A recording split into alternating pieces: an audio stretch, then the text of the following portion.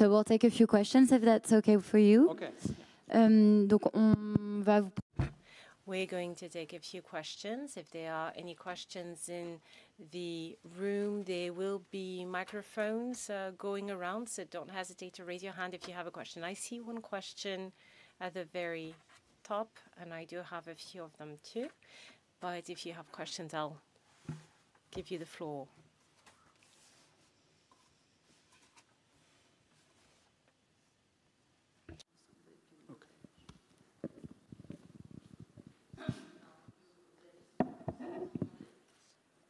Oui, normalement. Ça... So you should have that translation if you can hear the interpreter. That's perfect. Great. But actually the speaker is not using a microphone, so the interpreter... Oh, there, microphone.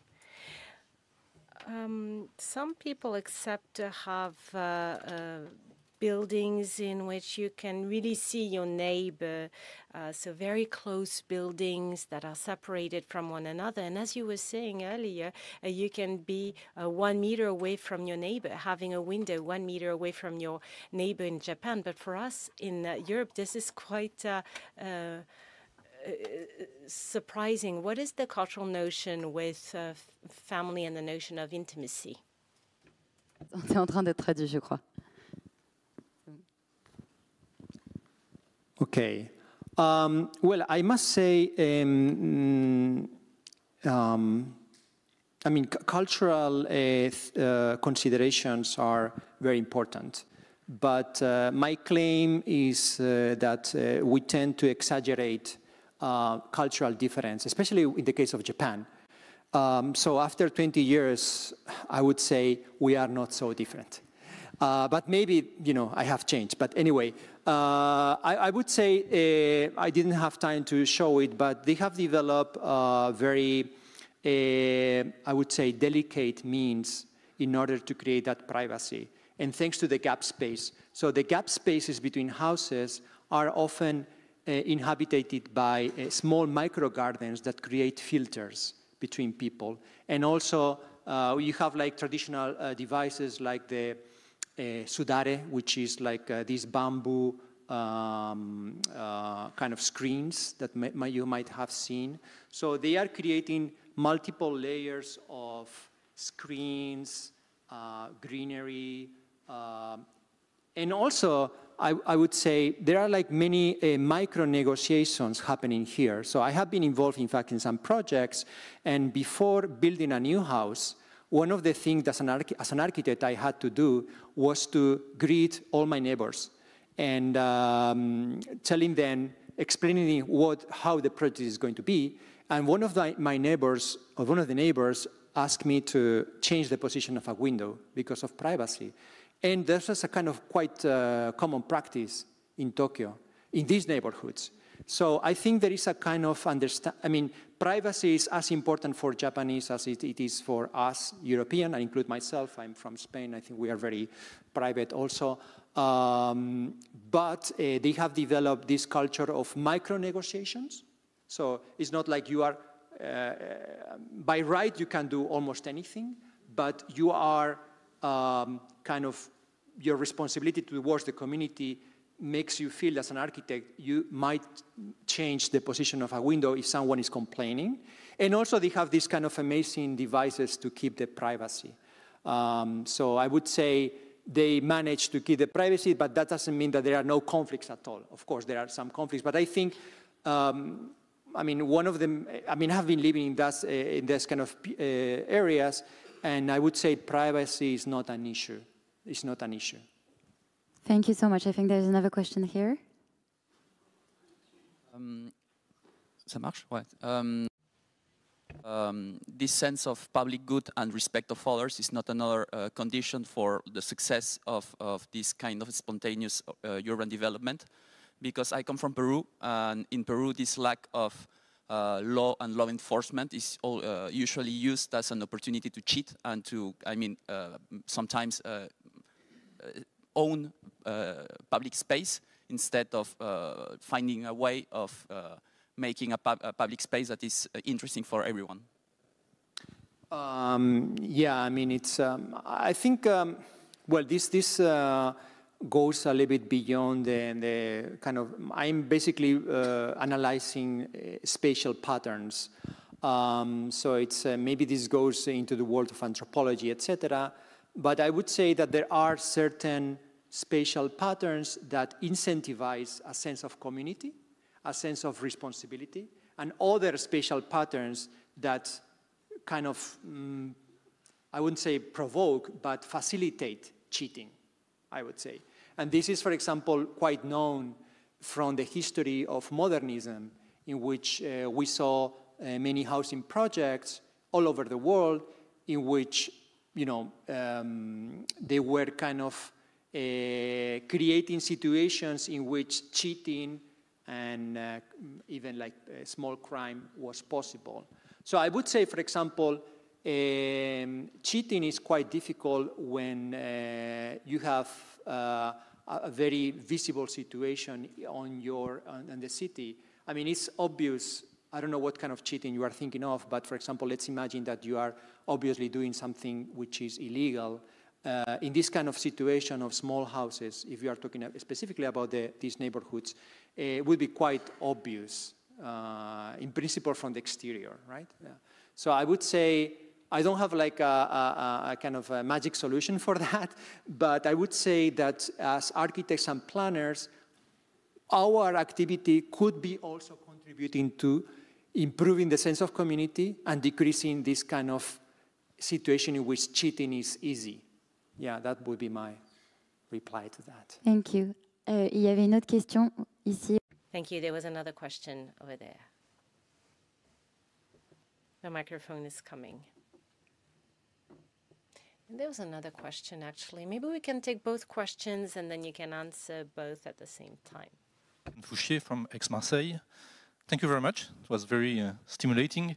My question is the relationship between what you have shown us, which is very attractive, very charming, with the heavy city.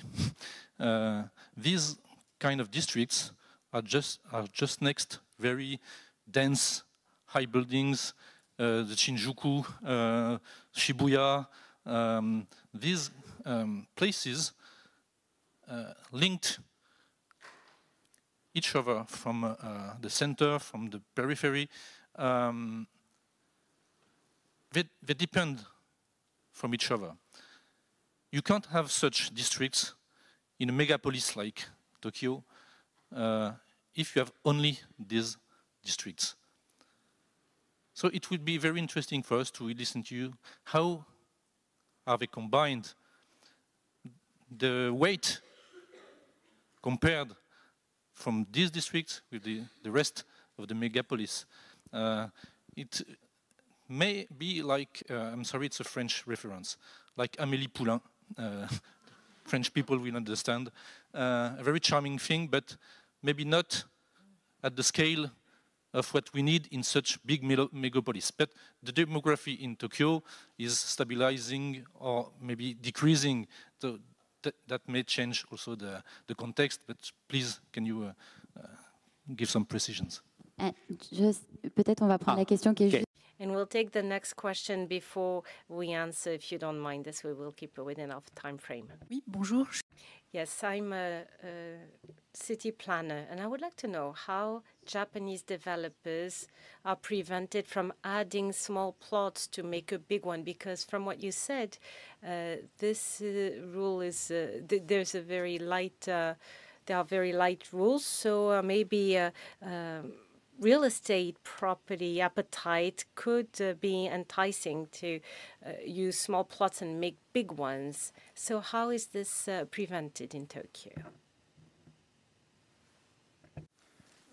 Okay, I mean, the two super good questions, and I'm really, I'm sorry that I couldn't explain more. I just wanted to focus, but I think the book has some, I'm not trying to do promotion here, but I think the book kind of replies to some of these questions, but let me summarize it here. The first question, I think it's kind of cute that you compared with Amélie. I think everyone here would agree that the kind of Paris that is showed in that movie is charming, but most of urbanists and architects were saying for a long time that the kind of Tokyo I'm showing here is a Tokyo that needs to be demolished.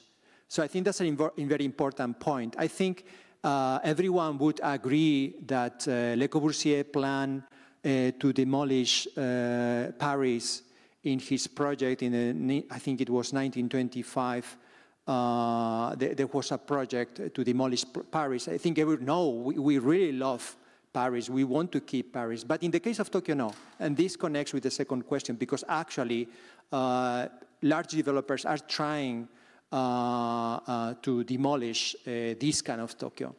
So one important point, and I agree with you in the first question about that these by themselves, they cannot exist.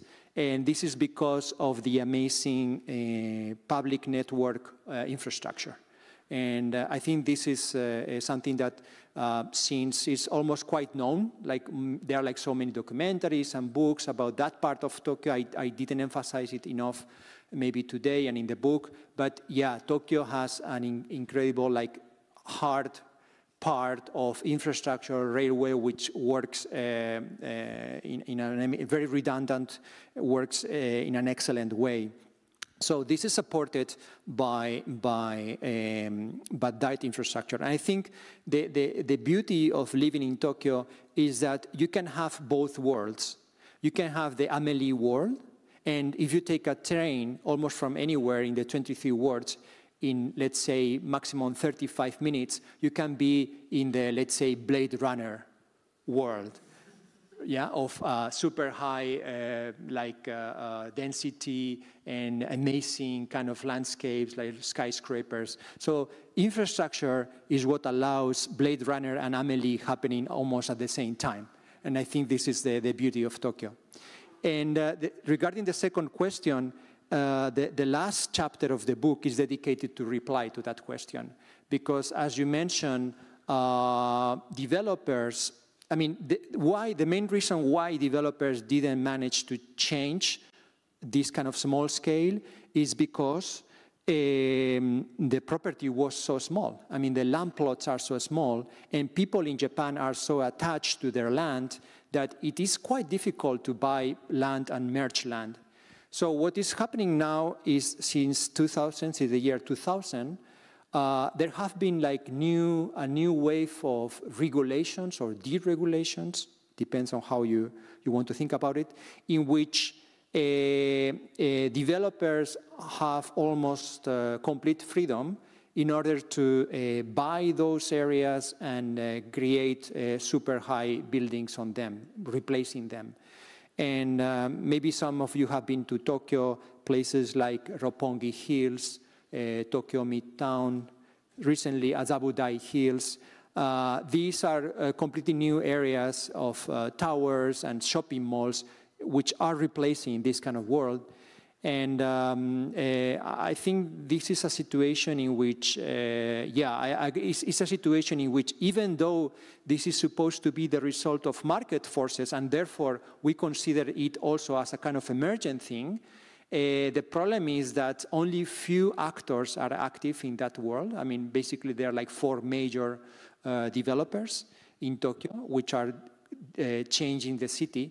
And I think it's very close again to kind of this kind of Le Corbusier approach of top-down kind of substitution of the city.